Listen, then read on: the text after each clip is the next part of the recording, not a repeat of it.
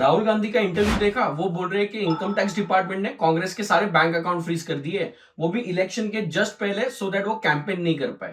क्या income tax department ऐसा कर सकता है? इनकम टैक्स डिपार्टमेंट ये जरूर कर सकता है, बट ऐसे रैंडम एडॉक बेसिस पे नहीं, एक प्रॉपर प्रोसीजर फॉलो करके। अगर एक एसएससी ने within the prescribe timeline demand को पे नहीं किया है, तो as a part of recovery proceedings assessing officer account freeze कर सकता है। बट ऑफिसर टैक्स डिमांड करता कब है?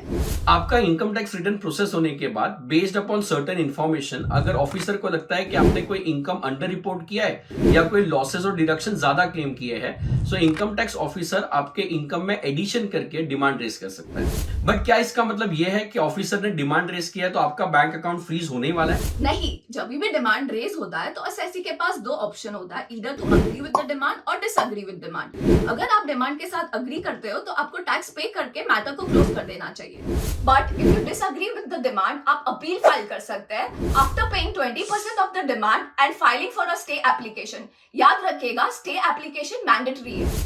और अगर आप ये दोनों में से कोई ऑप्शन एक्सरसाइज नहीं करते हो तो ऑफिसर आपका बैंक अकाउंट फ्रीज करता है। अरे हंस क्यों रही है? अरे बट मेरे बैंक अकाउंट में कोई बैलेंस ही नहीं है, तो फ्रीज करने का कोई फायदा ही नहीं है। अरे ऑफिसर सिर्फ बैंक अकाउंट फ्रीज नहीं कर सकता है, वो आपके मूवेबल इमूवेबल प्रॉपर्टी को अटैच भी कर सकता है, और इतना ही नहीं, एक्सट्रीम केस में वो पर्सन को अरेस्ट भी कर सकता है। सो ऐसे ही कांग्रेस के बैंक अकाउंट को फ्रीज नहीं किया होगा। कांग्रेस को भी पहले प्रॉपर नोटिस गए होंगे and based upon the response officer ने एक्शन लिया होगा।